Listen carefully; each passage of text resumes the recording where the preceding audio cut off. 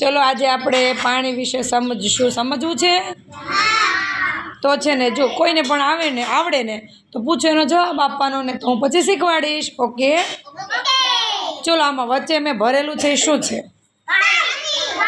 પાણી. જો એક ગ્લાસમાં છે, એક ડબ્બામાં છે, એક થાળીમાં છે, બોટલમાં છે ને. તો જો પાણી છે ને જેવા વાસણમાં નાખશો ને એવામાં ફેલાશે. ગ્લાસમાં હશે તો ગ્લાસ જેટલું જ પાણી, જો દેખાય છે બધાને? તો ગ્લાસમાં પાણી ભરશો તો એ ગોળ તમને દેખાશે. દેખાય છે?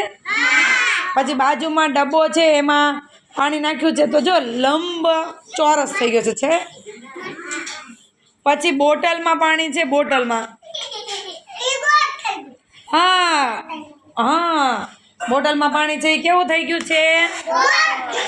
ગોળ. હા, પછી બોટલમાં પાણી ભરાય છે, બોટલ છલકાય છે, પાણી બહાર આવે ને.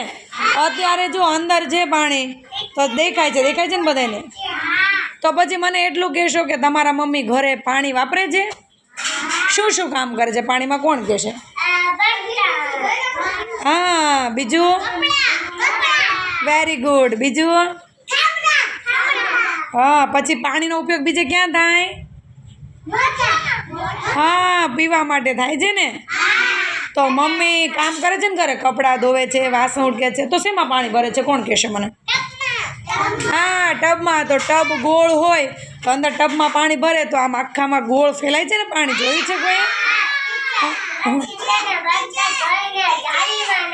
હા, જો લે ઈ કેમ કહે છે કે બર્તન જોઈને ઝાડમાં નાખે ને. વૃક્ષ, આપણે કહીએ કે વૃક્ષ પાણી કોને જરૂર છે? તો કે આપણે પીએ છે, વૃક્ષોને પીવડાવે છે. આમાંથી ઝાડવાને પાણી કોણ પીવડાવે છે? સરસ. તમારા ઘરે ઝાડ હોય ને એમાં પાણી દરરોજ પીવડાવવાનું છે. ત્યાં ઉનાળામાં તો પાણી જોવે ને બધાને. એને પાણી પીવડાવે છે તો અરે વાહ. કેરીનું ઝાડ. કેરીના ઝાડને શું કહેવાશે એ તો કયો?